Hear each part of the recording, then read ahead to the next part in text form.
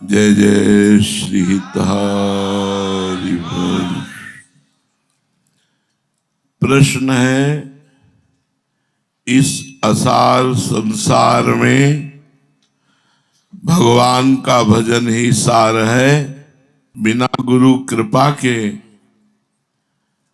वो भजन पूर्ण नहीं होता, वो भजन लिखित नहीं माना जाता, वो भजन परिपक्व नहीं माना जाता, वो भजन सिद्ध नहीं होता। तो मैं क्या करूं? इसमें संदेह नहीं कि साधन मार्ग में सद्गुरुदेव का बहुत बड़ा महत्व है।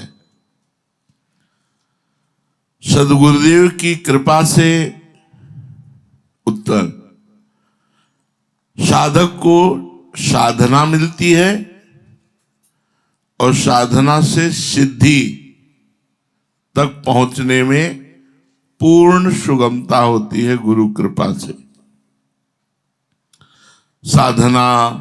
साधना में रुचि, उसमें उत्साह बढ़ते रहना, साधना के विघ्नों का पूर्ण रूप से निवारण करना, ये सब गुरुदेव के ऊपर है। जब गुरुदेव की कृपा होती है तो साधना मिलती है, साधना में रुचि होती है, उत्साह बढ़ता है और वो सिद्धावस्था तक पहुंचने में जो बाधाएं होती हैं वो गुरु कृपा से नष्ट हो जाती है। साधना में जो विघ्न है वो निवारण करने में केवल हरि और गुरु ही समर्थ है, दूसरा कोई नहीं। गीता जी में भगवान ने कहा तद्विद्धि प्रणिपातेन। ऐसे संत महापुरुषों के सामने प्रणिपात हो जाना चाहिए। प्रणिपात साष्टांग लौट गए, और साष्टांग लौटने का मतलब 8 अंग आपको समर्पित हैं। अब आप जो आज्ञा करेंगे, जैसे आज्ञा करेंगे वैसे हम चलेंगे। प्रणिपातेन। फिर प्रश्नया, अगर आपके अंदर कोई प्रश्न है तो आप उनसे कर सकते हैं। गुरु की उपयोगिता तथा महत्ता सर्वोपम भगवत प्राप्ति में है। अतः किसी भगवत प्राप्त श्रेष्ठ अनुभवी संत महात्मा को गुरु बनाकर उनके शरणागत होकर उनसे साधना की दीक्षा ग्रहण करना बहुत बहुत ही जरूरी और उत्तम बात है। गुरु के बिना अहंकार नष्ट नहीं होता, गुरु के बिना संशय नहीं जाता, गुरु के बिना साधना में सुदृढ़ अवस्था नहीं होती। परंतु सद्गुरु की प्राप्ति कोई साधारण बात है, सरल बात है। पहले तो ऐसे गुरु को पहचानना ही कठिन है। यदि दूसरों के कहने पर हम किसी को संत मान लें और उनके प्रति गौरव बुद्धि उत्पन्न नहीं हुई तो हमारा काम नहीं बनेगा। गौरव बुद्धि उत्पन्न, मेरे गुरुदेव मेरे साक्षात भगवान हैं, ये गौरव बुद्धि होना अत्यंत आवश्यक है। हम अपने संशयापन्न मन और बुद्धि के द्वारा कभी कभी महान संत को भी असंत मान लेते हैं और कभी कभी असंत को संत मान लेते हैं। ये परम सत्य है कि इस जगत में सिद्ध महापुरुष अपने को छुपाकर विचरण करते हैं, जिससे उनको जान ना पाओ कि किस कोटि के महापुरुष हैं। योग्य अधिकारी अगर हो तो उसके सामने वो अपने स्वरूप को प्रकाशित करते हैं, उपदेश देते हैं, आज्ञा देते हैं, सेवा देते हैं और सफलता पूर्वक उसे परम पद पर पहुंचा देते हैं। गुरुदेव का आशीर्वाद उसी को प्राप्त होता है जो समर्पित होता है। दोष दर्शन होने लगे तो फिर हर बात पे दोष दर्शन होने लगेंगे। आशीर्वाद उसी को जो गौरव बुद्धि और आज्ञा पालन। परंतु हमें वो योग्यता या अधिकार है या नहीं, या कब तक होगा, कैसे हो सकेगा, ये सब बातें साधक के हृदय को चिंताग्रस्त बनाए रखती हैं।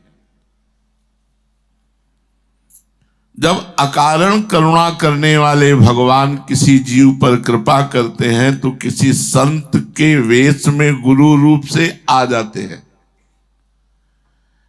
किसी संत के वेश में गुरु रूप से आ जाते हैं और फिर वो जब उन पर अपार श्रद्धा करता है तो साधक को कृतार्थ कर देते हैं। साधन में शीघ्र सफलता बिना गुरु कृपा के नहीं होती, इसलिए बिनु हरि कृपा मिले नहीं संता। ऐसी दशा में मनुष्य जीवन में सबसे शुभ अवसर वही हुआ जब अनुभवी और श्रद्धेय गुरुदेव की उपलब्धि हो गई, गुरुदेव प्राप्त हो गए। जिसको गुरु प्राप्त नहीं हुए हैं उनको चाहिए कि समय बर्बाद ना करें, वो नाम जप करें। नाम जप से गुरुदेव की प्राप्ति हो जाएगी। अपने को एक क्षण का भी व्यर्थ में प्रपंच में नाश नहीं करना है। अगर गुरुदेव जिनको नहीं मिले, जिन्होंने गुरु नहीं बनाया, उन्हें चाहिए नाम जब शुरू करें, समय व्यर्थ न जाने दें। भजन साधन में लग जाए तो देखो भगवान अहेतुकी कृपा करेंगे। सुदृढ़ भरोसा रखो, वो स्वयं गुरु बन करके आ जाएंगे। वही गुरु बनकर आते हैं। वो सब गुरुओं के परम गुरु हैं, जगत गुरु हैं। वो उचित समझेंगे तो सदगुरुदेव के रूप में स्वयं आकर आपको अनुग्रहित कर देंगे। ये काम उनका है। अपना काम है श्रद्धा और विश्वास के साथ भजन करते रहना। स्वल्पमप्यस्य धर्मस्य त्रायते महतो भयात्। अगर थोड़ा भी महान भजन कर लिया, महान भगवान है, तो भय से बचा लेगा। नामे भक्तः प्रणश्यति, मेरे भक्त का नाश नहीं होता।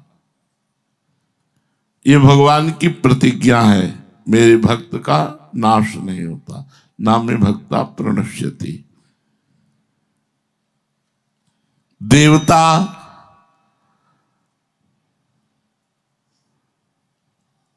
जल भी नहीं ग्रहण कर सकते। अगर हमारे पास मंत्र नहीं है और मंत्र से अर्पित नहीं किया तो वो जल भी नहीं ग्रहण कर, स्वयं जल भी नहीं ऐसे ग्रहण कर सकते। तो हमें साधना का फल भगवत प्राप्ति क्या दे सकते हैं? जो इतने परतंत्र हैं, तभी तो देवता लोगों का जो भरण पोषण होता है वो यज्ञ से होता है, तभी वो पुष्ट होते हैं और फिर वर्षा करते हैं जिससे अन्न धान होता है। भगवान ने गीता में वर्णन किया है। गुरु की परम आवश्यकता जीवन में है। सदगुरु की प्राप्ति के पहले जो साधन भजन किया जाता है या पुण्य कर्म होता है वो व्यर्थ नहीं जाता, उससे गुरु की प्राप्ति होती है। और गुरु की प्राप्ति होने के बाद जो साधन भजन किया जाता है उससे भगवत प्राप्ति होती है। चाहे गृहस्थ हो चाहे विरक्त, गुरु का होना अनिवार्य है। गुरु साधन पथ के अनुभवी हो, परमार्थ में स्वयं रत हो और भगवत प्राप्त हो और परम दयालु हो, ऐसे गुरुदेव का वर्णन करना चाहिए। हो सकता है वो ऐसे गुरुदेव गृहस्थ वेश में रहते हो, जैसे भाई जी हनुमान प्रसाद पोद्दार जी महाराज, या विरक्त वेश में रहते हो, पर सर्वदा वंदनीय है। वशिष्ठ जी गृहस्थ थे, परंतु उन्होंने कितनों को भगवत संबंध से युक्त करके भवबंधन से मुक्त कर दिया। राजा जनक गृहस्थ थे, किंतु उनके पास उपदेश लेने के लिए विरक्त शिरोमणि श्री सुखदेव जी महाराज भी गए। राजा परीक्षित ने विरक्त गुरु श्री सुखदेव जी से उपदेश प्राप्त किया। तो उपासना उसी की सिद्ध होती है जो इसको गुरुदेव की प्राप्ति होती है। अब उपासना में सावधानी है कि गुरुदेव ने जो इष्ट देव दिए हैं उसी में आसक्त हो जाना है। राधा वल्लभ श्री हरिवंश। तो तुम उनके पार्षद बनकर उनके साथ रहोगे, गुरुदेव के पार्षद बनकर इष्ट देव के पास रहोगे। पार्षद सहचरी स्वरूप भी है, दास स्वरूप भी है, गोपी स्वरूप भी है, जो भावना जो जैसी करते हैं।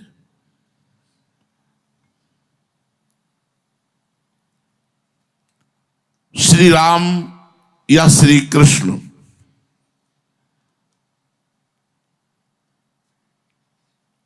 ये मुख्यतया इष्ट देव के रूप में वर्ण होते हैं,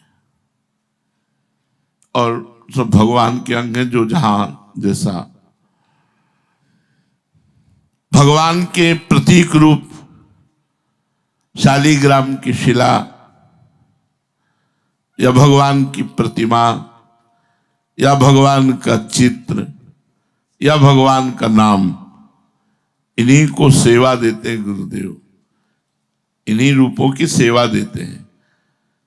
जो अन्य भाव वाले हो तो शालिग्राम भगवान राम कृष्ण की छवि, या नाम सेवा तो अपने यहां जैसे नाम सेवा और छवि। उपासक को अत्यंत आसक्ति पूर्वक गुरु प्रदत्त नाम, प्रतिमा, पादुका, ये जो भी गुरुदेव ने दिया उसे आसक्ति पूर्वक सेवन करना चाहिए। एक संत हमें मिले वृंदावन में, तो बहुत अच्छे संत थे। तो एक ऐसी तौलिया ओढ़े हुए थे, लंबी तौलिया, जिसमें सैकड़ों जगह से फट चुकी थी, छेद थे। तो हमने कहा महाराज जी कल हम नई तौलिया आपको लाते हैं, ये तौलिया विसर्जित कर दीजिए। ये तौलिया गुरुदेव ने दी है। सैकड़ों छेद थे और वही ऐसे सर में उड़े। बोले गुरुदेव प्रदत्त तौलिया है, महत्व बुद्धि मेरे गुरुदेव ने दिया है। जब तौलिया पे इतनी महत्व बुद्धि है तो फिर पादुका पे, शालिग्राम, नाम सेवा, प्रतिमा या चित्र या मूर्ति, जो भी गुरुदेव ने दिया, आसक्ति हो जानी चाहिए। गुरुदेव के प्रदत्त जो भी है वो अत्यंत आसक्ति हो जानी चाहिए। जो शास्त्र विधि को नहीं जानते कि कैसे पूजन करना चाहिए, अनभिज्ञ है और श्रद्धालु है, वो गुरुदेव के बताए हुए मार्ग पर चले। शास्त्र विधान है, करन्यास, अंगन्यास, ये वो सब, जैसे देखो ना गोपाल शास्त्र नाम के पाठ के पहले है ना, ऐसे भगवत सेवा के पहले है। बड़ा विधान भागवत में वर्णन किया गया है। पर अपने यहाँ विधि निषेध नहीं, दास अनन्य उत्कट व्रतधारी, मंगला से लेकर शयन तक बस वो श्री जी के पद और सुधा निधि के श्लोक और नाम और मंत्र जप करते हुए श्री जी को स्नान, श्रृंगार, भोग, आरती, ऐसे।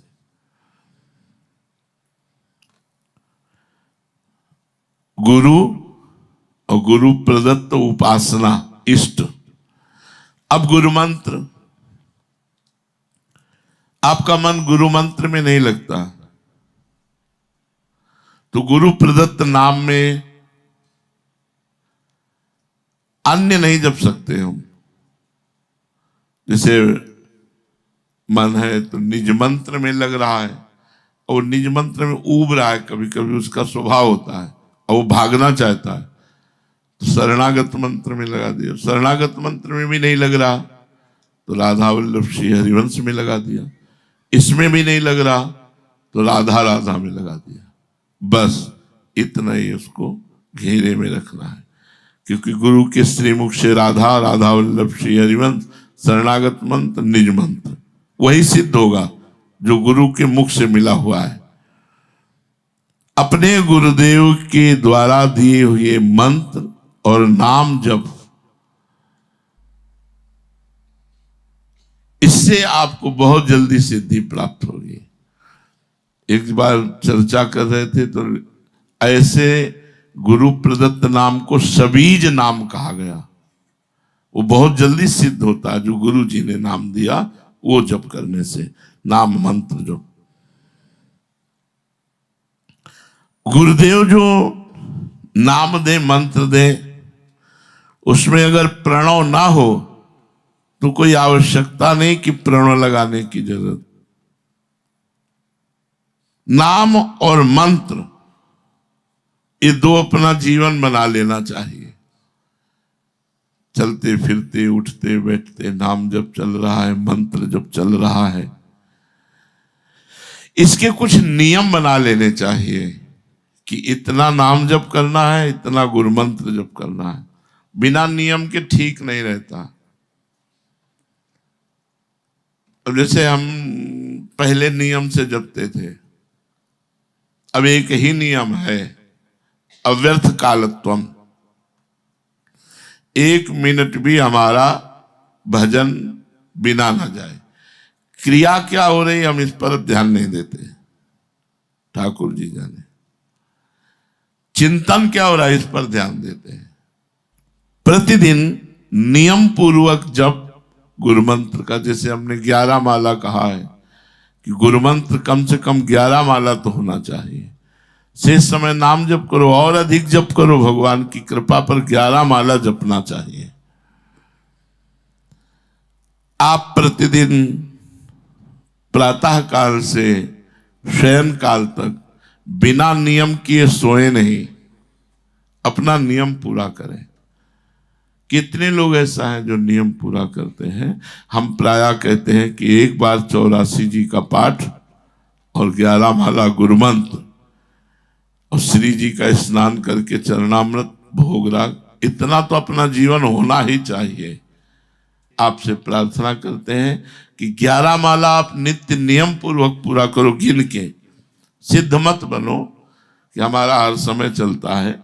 एक नियम पूरा कर लो, 11 माला गुरु मंत्र, एक पाठ 84 जी का और श्री जी का चरणामृत। चाहे नाम का चरणामृत हो या छवि का कपड़ा से ऐसे छवि पोंछ दी और उसे धो लिया तो चरणामृत ही हो गया।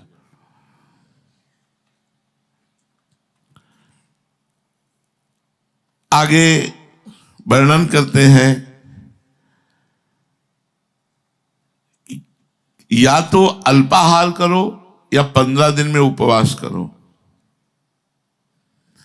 रोज इतना अल्पाहार करो कि आपको लगे ही ना हमने भोजन किया है, बस भूख भर मिट गई।